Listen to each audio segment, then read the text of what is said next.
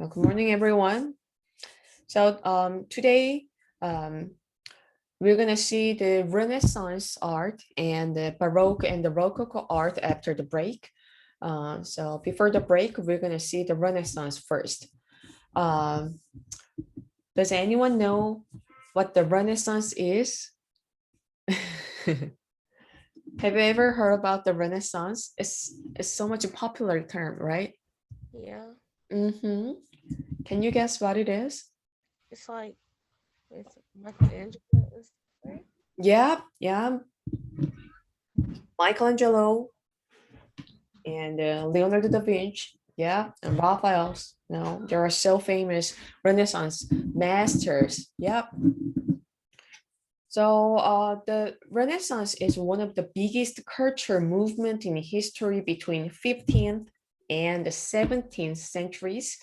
And the Renaissance happened in the literature, music, art, architecture, and all kinds of intelligence. So let's see how it begins first. So 2 weeks ago, we learned the Middle Age art. Do you remember? This is such a long time ago. So let's just quickly remind them what the Middle Age art is. So during the Middle Ages, the church had taught that mankind was not worthless in the eyes of God. So this era is called the Dark Ages. All kinds of cultures and art were oppressed by the church, and artists were considered skilled crafts workers. So for the resistance of the Middle Ages, the Renaissance came into the world. The word Renaissance means rebirth, and it refers to the revival of interest in ancient Greek and Roman culture. That is one of the key characteristics of the period. The Renaissance humanists believed in the pursuit of knowledge for its own sake. So there are many of artistic techniques developed by the Renaissance masters. Um, the first one is perspective. We learned that before, right? So which is creating a 3D implied space on the two-dimensional surface, right? And chiaroscuro, which is the modeling mass drawing technique based on the lightness and the darkness shading. And close observation of nature. And the fourth one is the study of anatomy and theories of beauty and proportion. So these established painting, sculpture, and mathematics. So artists were no longer mere craft workers. So let's see where the Renaissance arose. So the Renaissance arose in Italy. Here. So why did the Renaissance begin in Italy? Can you guess? Can you guess the reason, everyone? And why was the Renaissance is it, in Italy the most powerful? Can you guess the reason? I think it's after the French Revolution, if I'm not mistaken. French Revolution is kind of the future event in the modern time period. So this is kind of earlier time period. Oh, okay. Okay. Yeah. Can you guess what it is? Let's see the location first. Okay.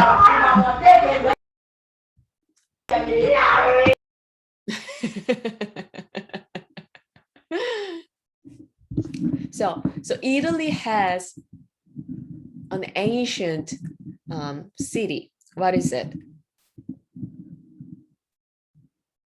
It's Rome here, right? This is the one of the reason, and there are two more reasons. So let's see why the Renaissance began in Italy. So the first reason is that Italy was the powerful city-state which was engaged in intensive trade and banking had developed. So their economic system was stable.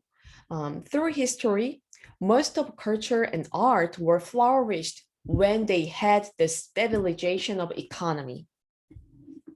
And second reason is the church.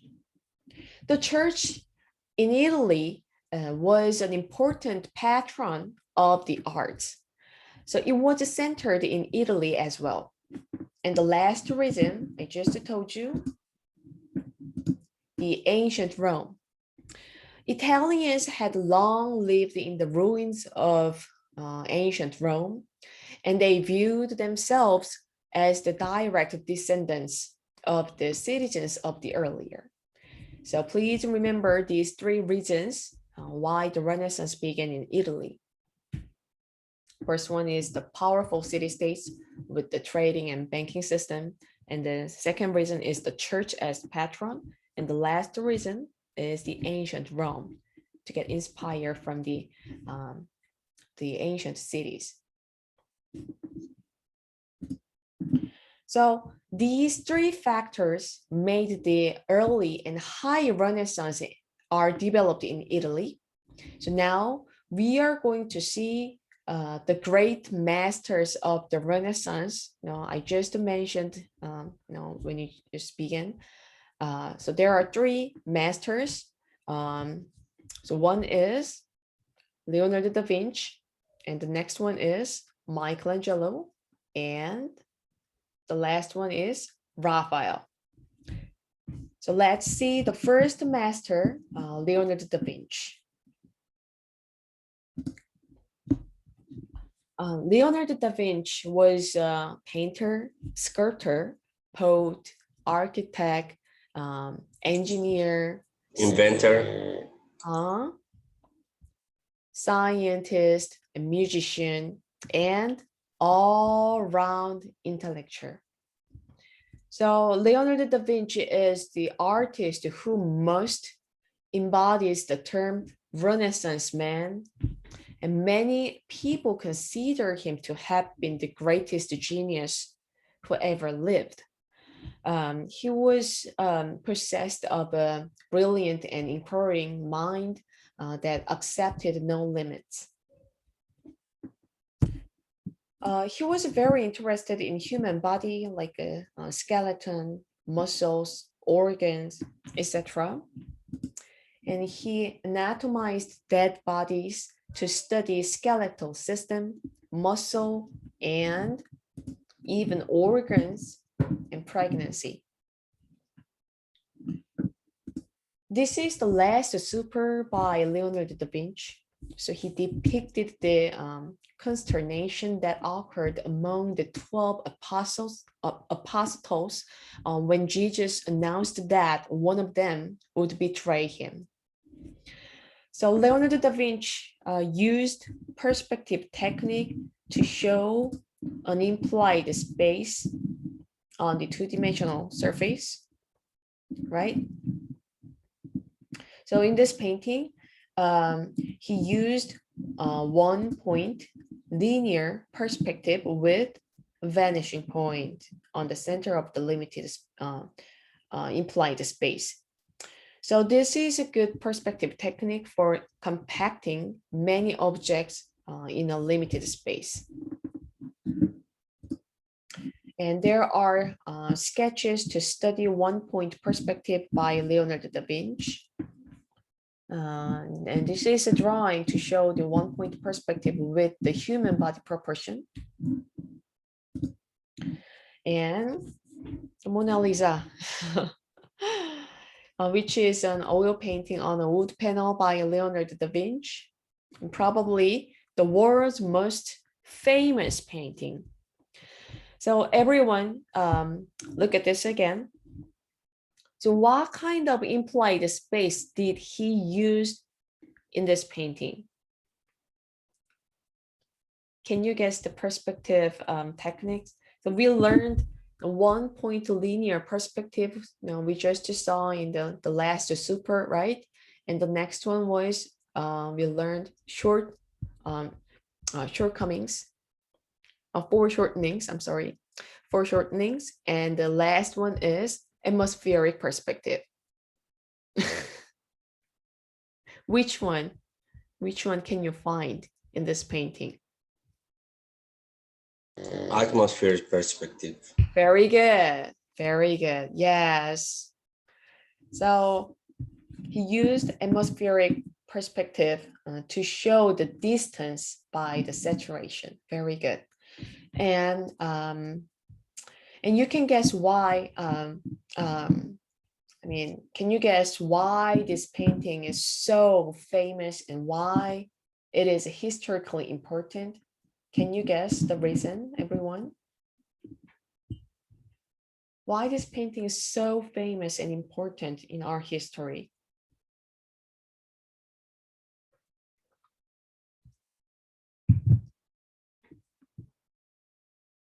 The expression in the face of the woman.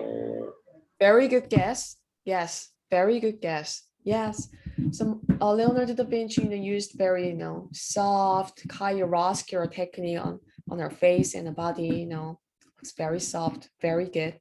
But there is one more main reason why this painting is important, because the painting was one of the first portraits to depict the cedar in front of an imaginary landscape here.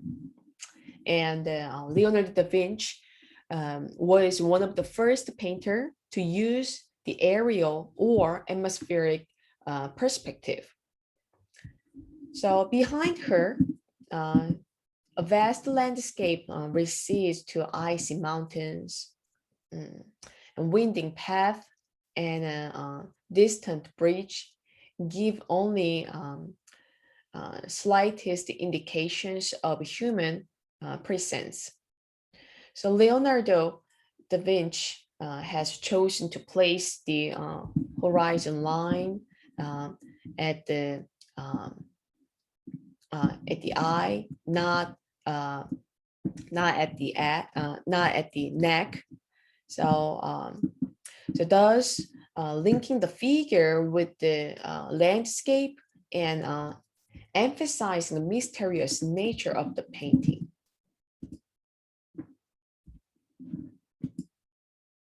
And let's move on to the next master of the Renaissance, Michelangelo.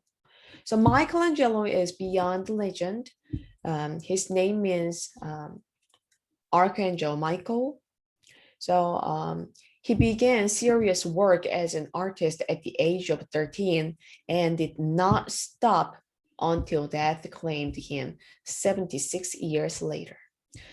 His equal may never be seen again, for only a particular time and place could have bred the genius of Michelangelo. Michelangelo was Leonardo's rival, and he began his career in Florence, but also worked in Rome. So Michelangelo had established his reputation as a sculptor by the age of 25. She looks like she's ready to go be a Dallas Cowboy cheerleader. That's my vote. All right. So he studied human anatomy and had dissected corpses. He translated this knowledge into a figure that seems to be made of muscle and flesh and bone, though all in marble. And Michelangelo embarked on the masterpiece that has become his best known work, the ceiling frescoes of Sistine Chapel in the Vatican in Rome. He had been called to Rome by Pope Pope Julius II, who wanted the artist to design his tomb a large monument with numerous sculptures and paintings. So this is it. These are just a part of the ceiling fresco paintings. And it has lots of holy stories. So I'm gonna share a video to see the whole fresco paintings in the Sicilian chapel.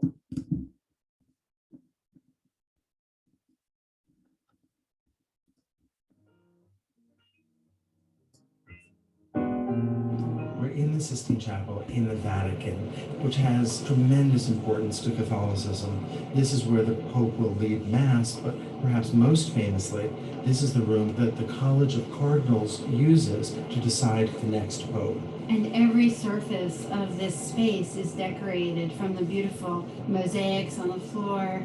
The walls are painted with frescoes by early Renaissance artists. The wall behind the altar was painted by Michelangelo later in his life. And then, of course, the ceiling. And everybody is looking up. Their necks are craned, and of course, it's magnificent. We're here in the late afternoon on a day in early July. The light is diffuse, and it makes those frescoed figures feel so dimensional. They feel like sculpture. And you can imagine what it was like when this was unveiled in 1512, after Michelangelo had worked on it for years, how different, how revolutionary Michelangelo's figures seemed. Well, he was first and foremost a sculptor, and it wasn't actually until a relatively recent cleaning that we knew his brilliance as a colorist. But for him, line and drawing and the act of carving figures out of paint was primary. And you have this extraordinary ability to render both strength and elegance simultaneously. They have a massiveness and a presence that is charismatic, but there's also a sense of elegance and ideal beauty. So let's describe what we're looking at. Okay, probably the most important are the series of 9 scenes that move across the central panels. And those are framed by a painted architectural framework that looks real. It doesn't look like paint. And we start with the creation of the world, God separating light from darkness. I love that scene. This primordial God, light on one side of his body and the darkness of night on the other. This initial separation and division to create order in the universe. And then we move through to the creation of Adam, the creation of Eve. Well, the separation of the sexes. And the creation of God's most perfect creature, human beings. And then the fall of human beings. In a sense, the separation of good and evil. Man and woman disobeying God, causing the expulsion of Adam and Eve from the Garden of Eden. And then the far end, by the entrance, we see the scenes of Noah. So these are all scenes from the first book of the Bible, from the book of Genesis.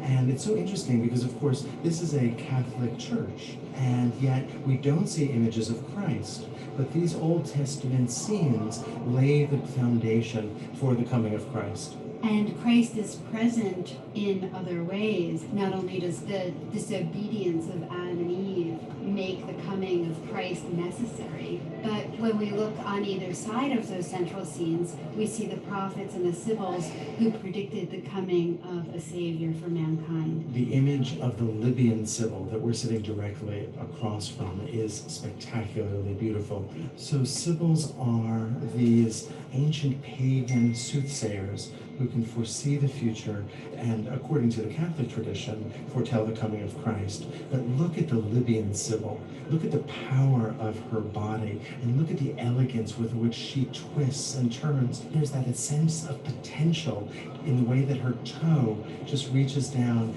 and touches the ground, but seems as if she's in the act of moving and possibly of standing. There's a presence and drama to these figures, to the Libyan sibyl especially. She twists her body in an almost impossible way, and we can see Michelangelo has articulated every muscle in the back, and in fact we know that he used a male model for that figure. I'm so taken with the color here. When I first studied Michelangelo, we spoke only of line, of sculptural form. But of course, after the dramatic cleaning of the Sistine Chapel, those original colors, their brilliance, their delicacy came out. And we All right, let me stop the video right here. So you can continue to watch it after the meeting. It's in the model room. So how was it, everyone? Isn't it so amazing? Yeah. Yeah. So the ceiling frescoes we just saw together were an immediate success for the Michelangelo, and he continued as a papal favorite. The Pope Paul III encouraged the sculptor to work as an architect now. In 1546, Paul named Michelangelo the official architect of the new St. Peter's, one of the four most important churches in Rome. This is it. So by the time he began work on the project, Michelangelo was an old man, well into his 70s and physically tired. But his creative vigor was undiminished. Unfortunately, Michelangelo did not live to see his church finished. The magnificent central dome was complete after his death by another architect.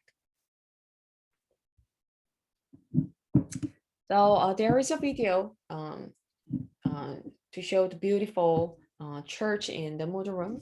So please watch it to see the inside and the outside of the church in detail. And let's move on to the last master of the Renaissance, Raphael. He was a slightly younger rival of Michelangelo, and his work is admired for its clarity of form, ease of composition, and visual achievement of the Neoplatonic ideal of human grandeur. So this is Raphael's, the most famous painting, The School of Athens. Looks very familiar with us, right? Yeah. Yeah. So this painting is in the new St. Peter's Church we just saw, which was the Michelangelo's last work. So the nearly every great Greek philosopher is presented in the work, including the two main subjects located at the fresco's central vanishing point, the Plato and his student Aristotle. So some of the ancient philosophers resemble Raphael's contemporaries.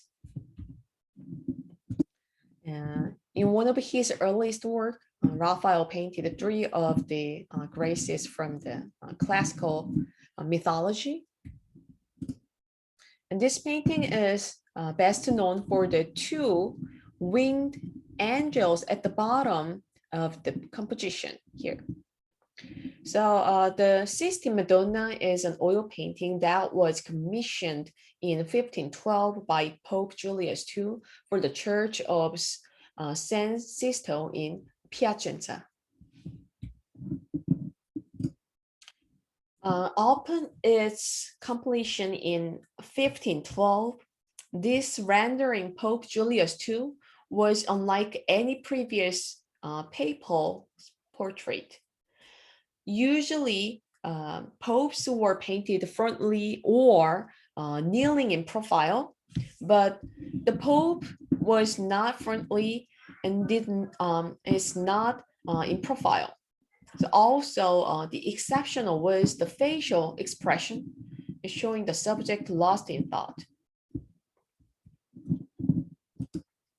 And this oil painting was produced in 1505. We saw this before.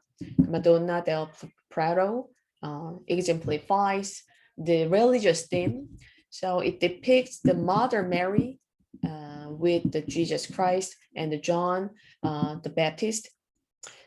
In this painting, Mary is guarding the two lovely children.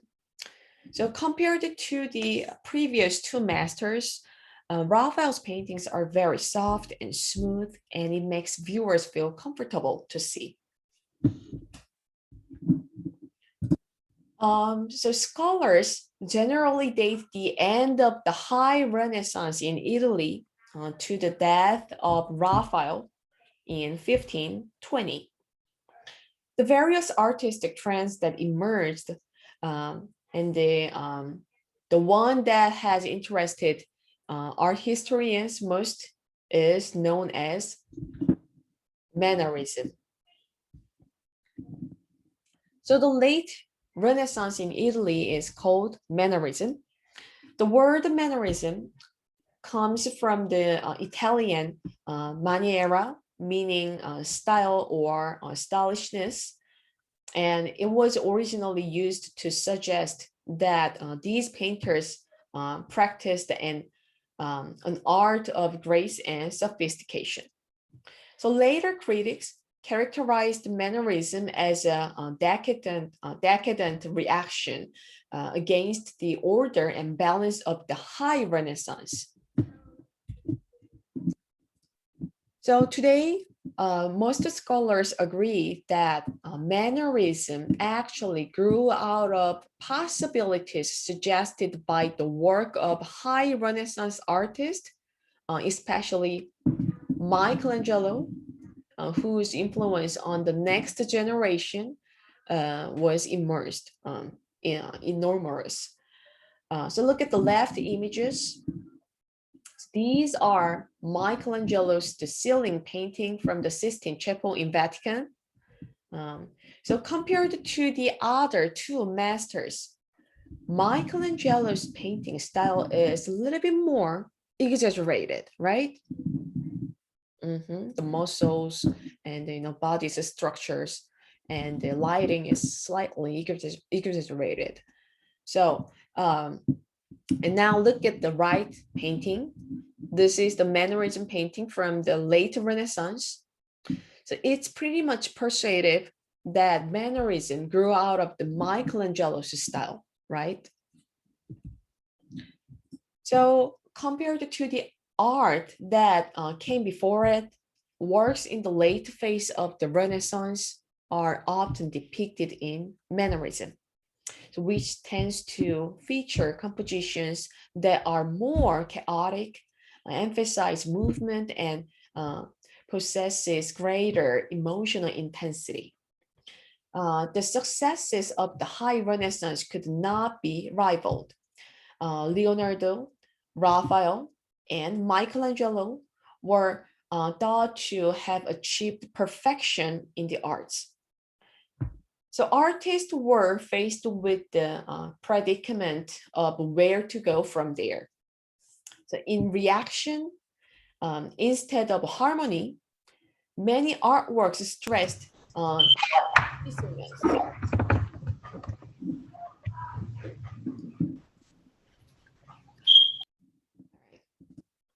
Oops. So the distortion and the disproportion were intentionally used to emphasize certain anatomical features and themes. So rather than mathematically precise depictions, the Mannerism artist created ambiguous spaces with multiple focal points. And the Renaissance became widespread in North Europe. So there is a video about the Renaissance in the North Europe in the module room. So please watch it to see the diverse and beautiful Renaissance work of art. So I hope you enjoy to see the Renaissance masters' beautiful works of art in this chapter. And let me share the today's discussion related to the Renaissance chapter.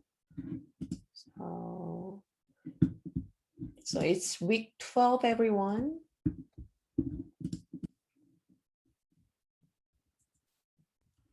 Please go to week 12.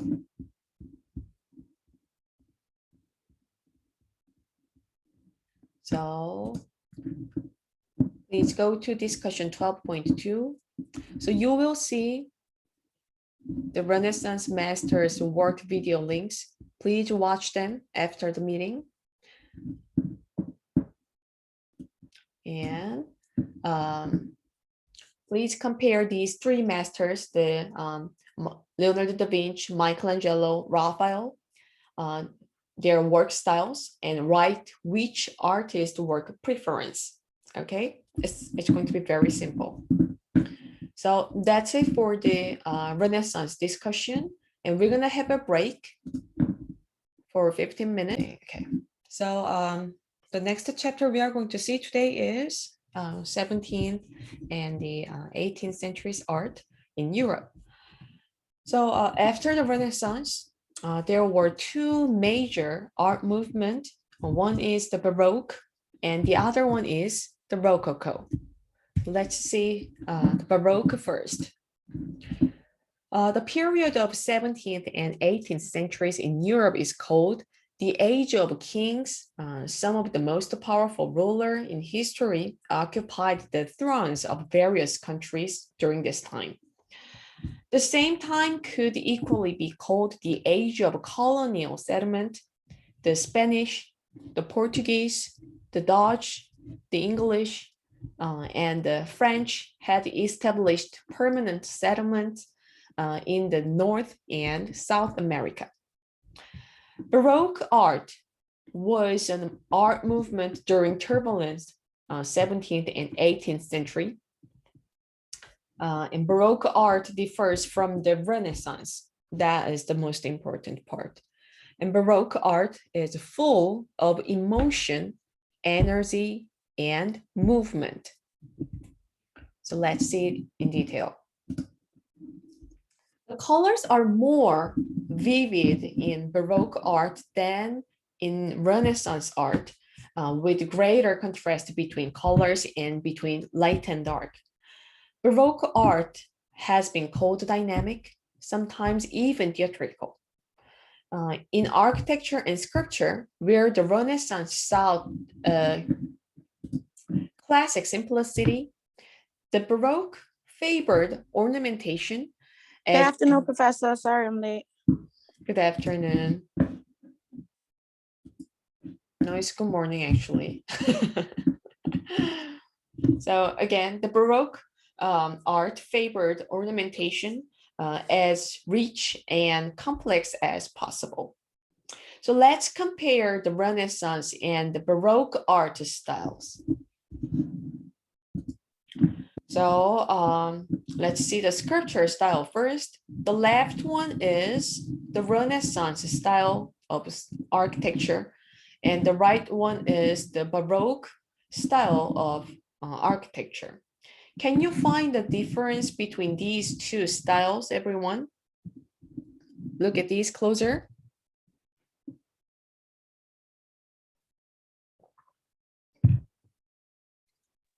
What's the... It's weird because the Renaissance seems a little bit more modern. Oh yeah. Even though it's way back. But yeah. then the Baroque seems to bring back that those, you know, like those colors where it seems like it's old, but it's not. Very good. Gold and the like the whites. Even though like I said, even though the Renaissance is way back in the Baroque, it seems like more modern in this position of the Baroque one. Yeah, very good, because the Renaissance art sought to the simplicity. Very good. Yes. So the Renaissance architecture style, the left one, shows the simple, logical, and classical. On the other hand, the Baroque architecture shows ornamentational and sophisticated. Now, how about the sculptures? So let's look at these two sculptures. The left one is Michelangelo's David statue in the Renaissance era, and the right one is Gian Lorenzo Bernini's Saint Teresa in the Baroque era. Of course, these two sculptures are amazingly beautiful and reach the highest technique in fine art. But the first feeling of these two sculptures are totally different. Can you tell me now the difference between these two styles of sculptures? I think the Renaissance have more like structure. I see this one is kind of like, I mean, it's not as like detailed as the Renaissance. I see. Now, how about the emotional part?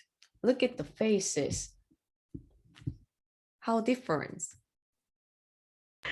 It's just a little kid, like, kind of how they smiling, like a smiley face.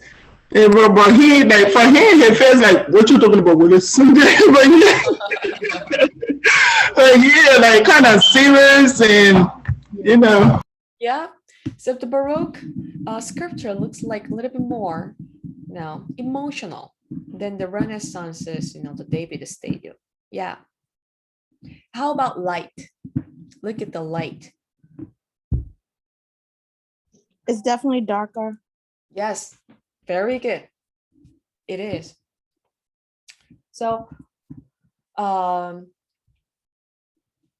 the Michelangelo's David shows the beauty of balance, and it shows the ideal beauty, and it is very bright to celebrate the hero.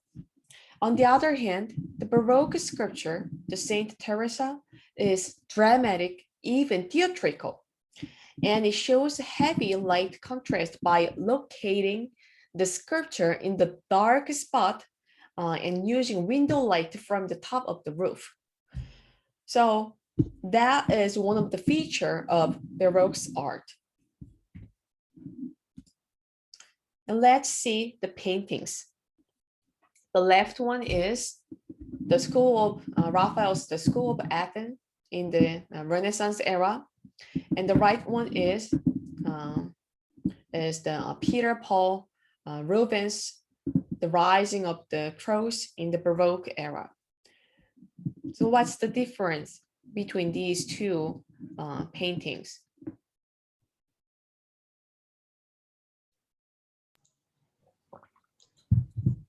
Drama? Yes, drama. You can see the drama in the Baroque painting. Yes, very good. What else? The background? Huh? The background? Background, yes. The background is very complicated in the Baroque painting, but the Renaissance painting, it looks like a very balanced, right? Yes. What else?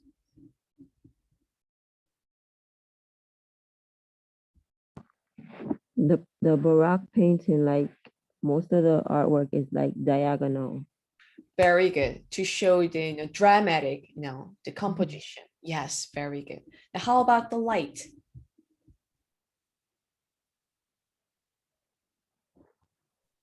Yeah, the Baroque is darker, like the lighting is different. That's right. Very good. So the Raphael's painting is basically following the perspective rule, 1-point linear perspective, right? So which means it is well balanced, and it is calm, peaceful, bright, and logical. On the other hand, Rubens' painting is focused on the subject here, the Jesus Christ, and not really followed the perspective role here. And it shows deep contrast with the bright highlight on the subject and very dark shadow. Also, the movement is dramatic and dynamic. And the whole painting mood is very emotional. So, to conclusion, the Renaissance art shows the stillness, logicality, peace and calm, classicism, and brightness. And Baroque art shows motion, emotion, turbulence, grandeur, and contrast. So now, we are going to see two Baroque artists based on this Baroque art features. So the first Baroque artist is Caravaggio.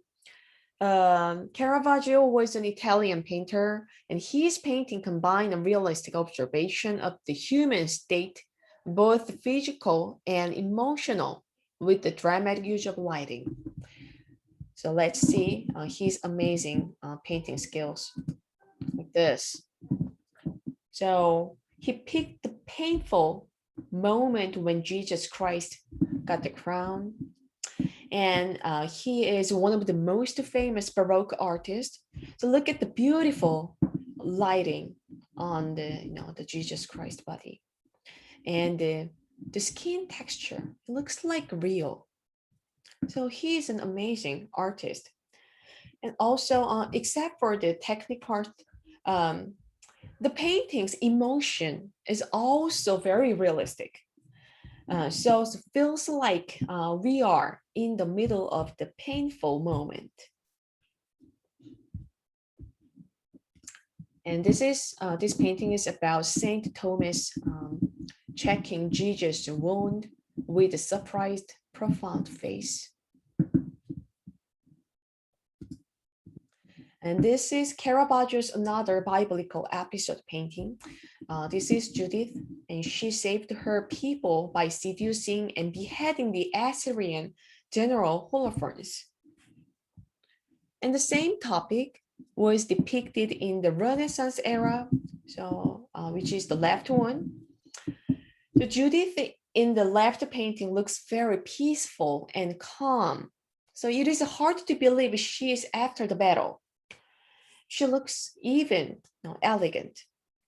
On the other hand, the Caravaggio's painting is very dramatic and dynamic with the detailed description. So it is capturing the moment of event. There's the huge difference. And this is David with the head of Goliath by Caravaggio. So the same theme made by different era by Michelangelo. So even though Michelangelo and Caravaggio depicted the same David in their work of art, their David look totally different, right? So Michelangelo's David is made as a hero, and he has an idealized body because he's a hero. On the other hand, the Caravaggio's David doesn't have an ideal body, just depicted as a normal human. And also, Caravaggio shows the moment David took the Goliath's head with unpleasant feeling. So that was the Caravaggio's works, and we're gonna move on to the next Baroque artist, Rembrandt. So Rembrandt was a Dutch draftsman, painter, printmaker, and he is generally considered one of the greatest visual artists in the history of art and the most important figure in Dutch art history. So this Rembrandt's largest and the most famous painting was made for one of the three headquarters of Amsterdam's Civic Guard. So these groups of civilian soldiers defended the city from attack. Rembrandt was the first to paint all of the figures in a Civic Guard in action. And he has an excellent technique to capture a moment in his painting, like a wild sea, the storm. So it feels like a rage of the sea. And he was very famous with his self-portrait style. He settled the traditional portrait manners in terms of pose, lighting, and mood. So many of artists followed these portrait styles. So I'm gonna share a video to see diverse his work.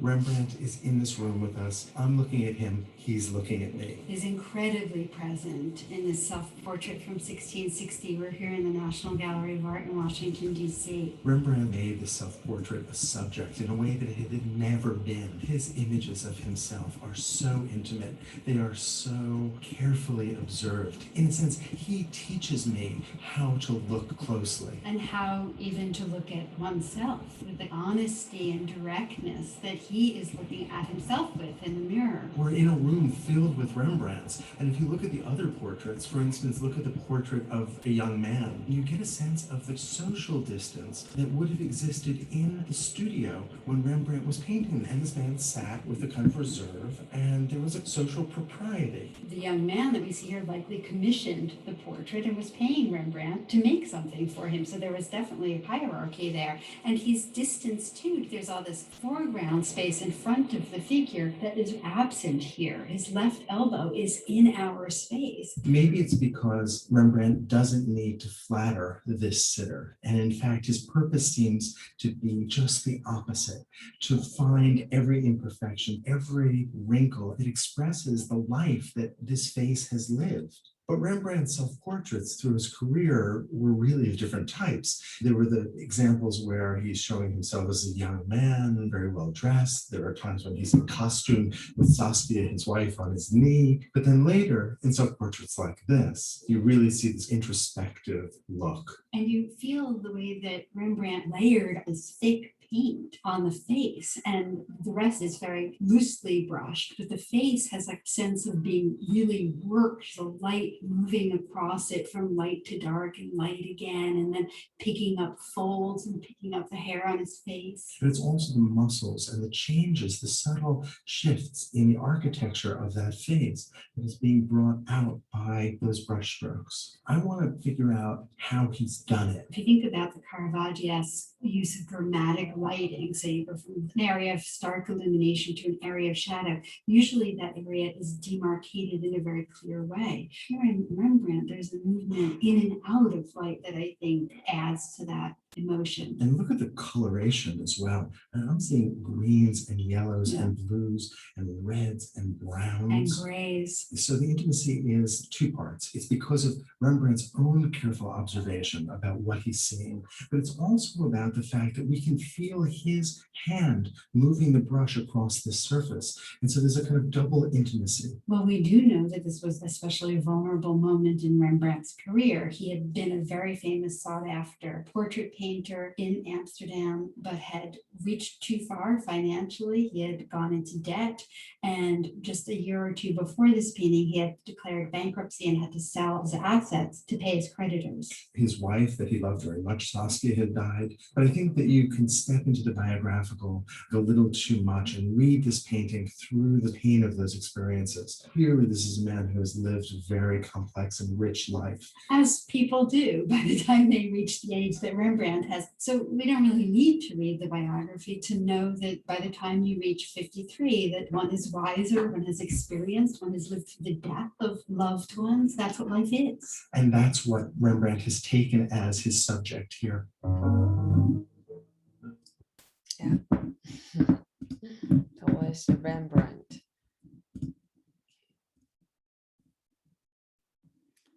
All right, so let's move on to the next art movement, the Rococo. The age of Rococo is a development and the extension of the Baroque style. The term Rococo was a play on the word Baroque, but also it refers to the French word for rocks and shells forms that appeared as decorative motif in architecture, in furniture, and in painting. The Rococo subjects and mood of art is slightly different from the Baroque, even though it is an extension of the Baroque. So, like Baroque, Rococo is an extravagant, ornate style, but there are several points of contrast. Baroque was an art of cathedral and palaces.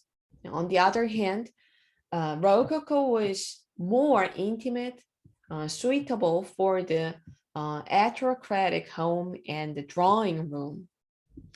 And Baroque is large in scale, massive, dramatic, but Rococo has a smaller scale and light-hearted and playful quality. So let's see the examples. So the left one is the Baroque style architecture we just saw in the previous pages. And the right one is the Rococo style architecture. So these are all complicated, but we can see there's some differences. What's the difference between these two styles?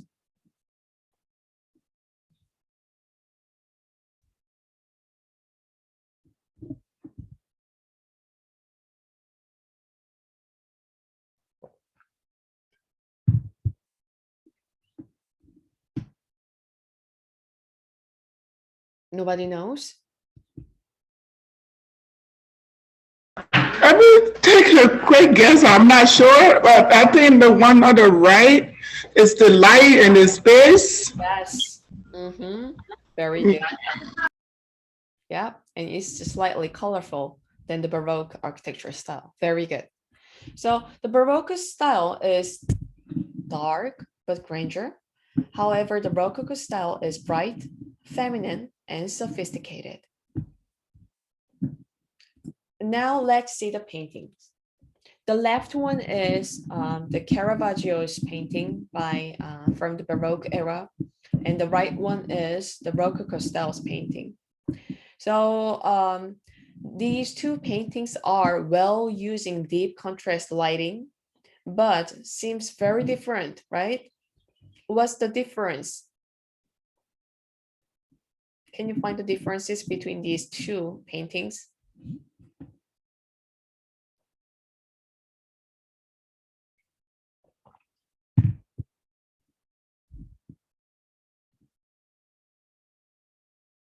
Anything?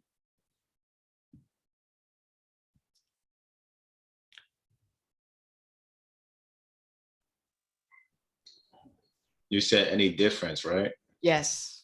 Well, one is more zoomed in than the other, which is showing more of the background, while Yeah. the one on the left is showing just, the image of the guy with the sword. Very good. Okay, Maria. Maybe I would say that in the picture of I'm not sure. Right, we have light behind the darkness, and the other picture is all black, and all of the background is black. Very good. You got the point. Yes. So the Baroque art, the left one, described biblical episode. So also it's very heavy and dark and serious. However, the Rococo's painting depicts daily life and nature of the novel. And it shows light and bright and very lovely happenings here. So I'm gonna share one more video to see the more Rococo art, which is very lovely.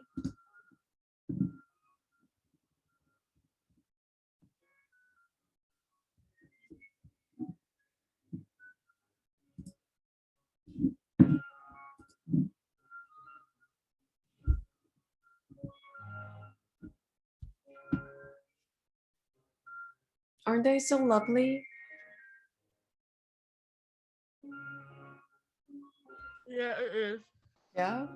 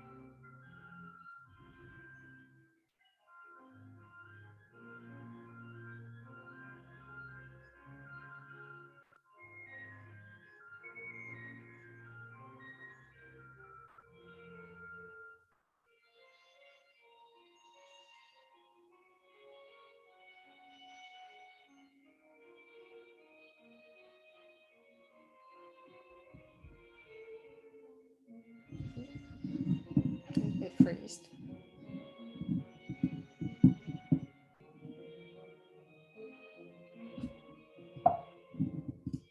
All right, let me stop the video. Okay, so so that was the Rococo art. So we're just done with the 17th and 18th centuries art, and we have a sketchbook today, the sketchbook project today. So give me 1 second. Let me.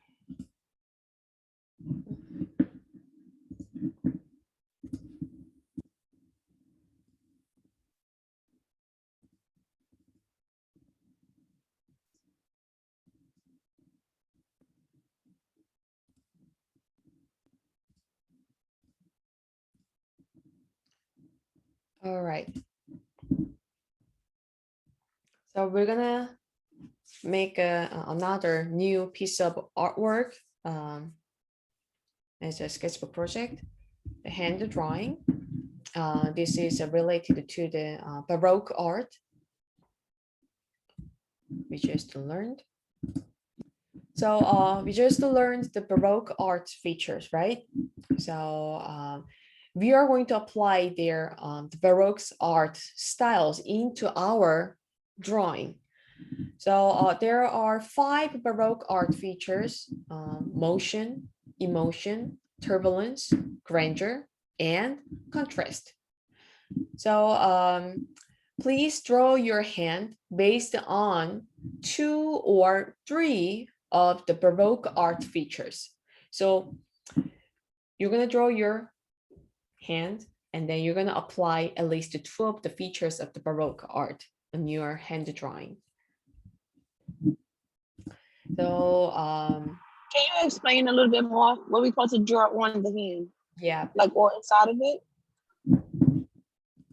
so this project is you're going to draw your hand.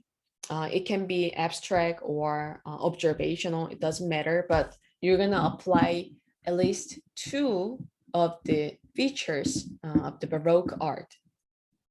I will show you the examples, and you're going to post the work process by tonight, and by this weekend you're going to reply to your peers. So for this project, you will need a sketchbook, pencil, eraser, and any color medium you have. So this work can be black and white or color. Also, it can be abstract or realistic. And as usual, again, please write which Baroque art style features you applied in your hand drawing with the description when you post your work process in the model room tonight. So let me share examples. So this is hand drawing. It shows the motion, it's like, we can see the motion here, right? And the contrast, can you see the shading? So dark and lightness on the hand drawing. So that's definitely the Baroque art style. And this hand drawing shows the motion, it shows the motion. and it can be a part of emotion with the drawing technique on this hand, and the contrast as well. And this hand drawing shows the emotion, and the grandeur. Now I can feel the power from this drawing, and the contrast as well.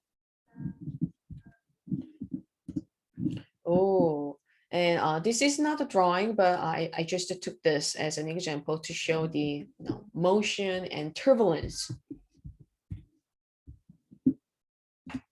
And this drawing shows motion and emotion.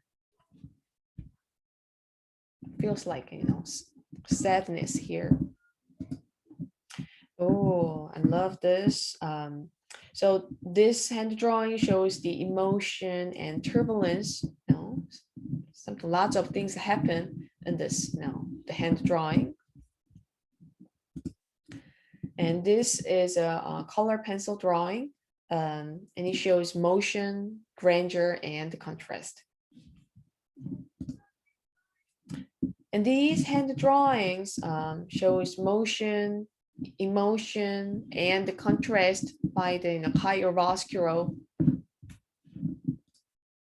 And this hand drawing shows grandeur and contrast, also showing the motion. And this hand drawing shows motion and emotion. And this hand drawing shows motion, emotion, turbulence, and the contrast of the Baroque art style. And plus, it has creativity. And this hand drawing shows emotion and grandeur.